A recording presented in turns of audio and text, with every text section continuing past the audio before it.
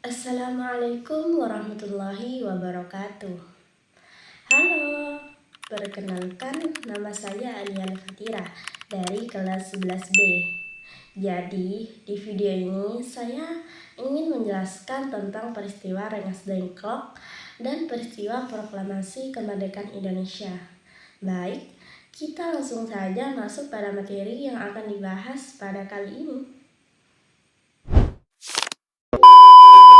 Jepang pertama kali mendarat di Indonesia pada 11 Januari 1942 di Tarakan, yang dulunya masuk di wilayah Kalimantan Timur. Awalnya mereka disambut baik karena menjanjikan kemerdekaan serta mengusir penjajah Belanda. Namun, masa penjajahan Jepang justru menjadi salah satu periode paling kelam pada masa itu. Awal mula peristiwa Rengas Dengklok yang terjadi di 1945 itu tidak bisa lepas dari kedudukan Jepang, yang pada saat itu Perang Pasifik sudah mulai terdesak. Jadi di akhir tahun 1943, Jepang yang kondisinya mulai terhimpit berusaha untuk mendapatkan dukungan rakyat Indonesia saat posisi mereka terdesak di Perang Pasifik pada akhir 1943. Jepang mengeluarkan janji Koiso yang menjanjikan kemerdekaan di masa depan. Ketika Soekarno menagih janji tersebut dan Jepang tidak memberi kepastian, Soekarno mendesak pembentukan BPUPKI, Badan Penyelidikan Usaha Kemerdekaan Indonesia, dan PPKI, Panitia Persiapan Kemerdekaan Indonesia, sebagai wadah persiapan negara. Puncak kekalahan Jepang dipicu oleh bom atom di Hiroshima dan Nagasaki.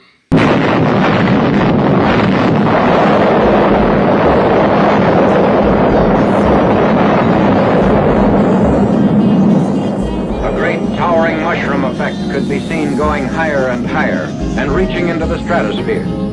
Because the bomb was exploded high above the ground, the greatest part of its harmful radioactive material was dissipated in the stratosphere. As a result, the area under the explosion was relatively free from radioactivity. Persons entering Nagasaki shortly after the explosion to do rescue work sustained no ill effect or injury.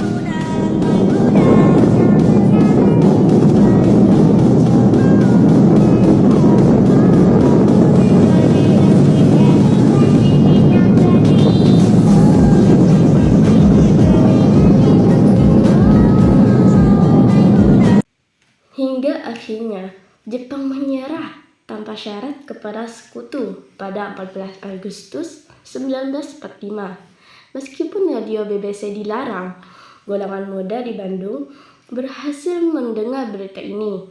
Segera pada malam 15 Agustus 1945, mereka mengadakan rapat dan menyepakati bahwa kemerdekaan adalah hak rakyat Indonesia yang tidak boleh bergantung pada pihak manapun, termasuk Jepang.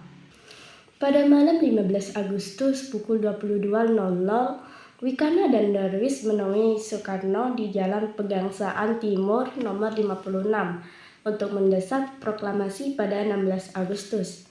Pada saat itu, terjadi ketegangan luar biasa saat Soekarno menolak dengan keras karena ingin berdiskusi dengan PPKI terlebih dahulu. Soekarno bahkan berseru, "Inilah leherku, saudara boleh membunuh saya.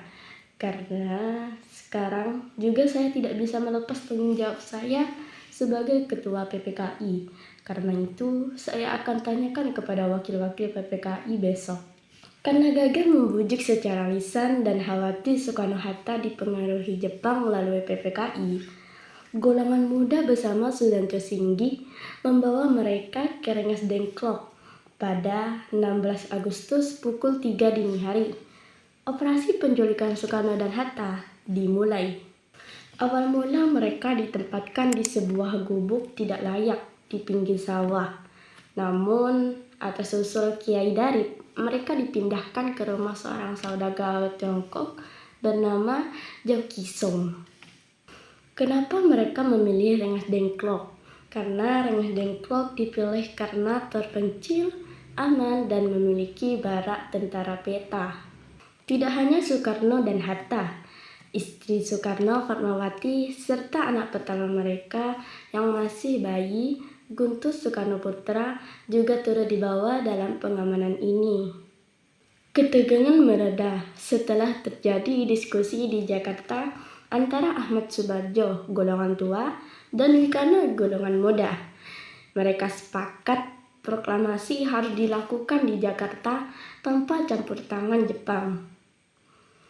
Ahmad Subarjo bahkan menjaminkan nyawanya sebagai garansi bahwa proklamasi akan diumumkan paling lambat 17 Agustus 1945, sehingga golongan muda bersedia melepaskan Soekarno dan Hatta kembali ke Jakarta.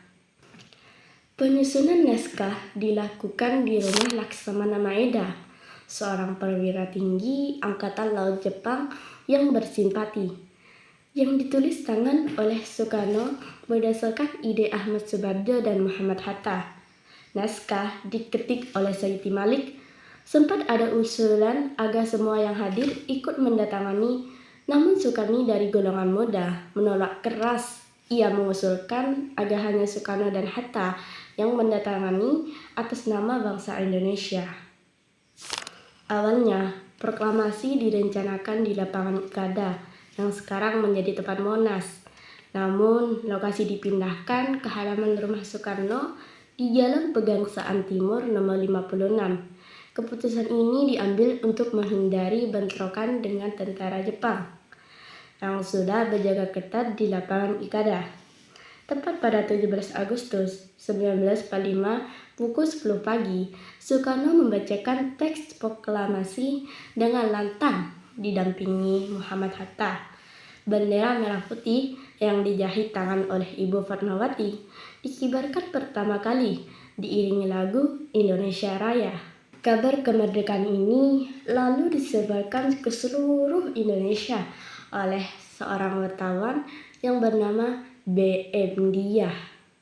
Peristiwa ini merupakan hasil perjuangan penuh pengorbanan dan keberanian para pahlawan untuk meraih status merdeka. Sekian penjelasan dari saya. Wassalamualaikum warahmatullahi wabarakatuh.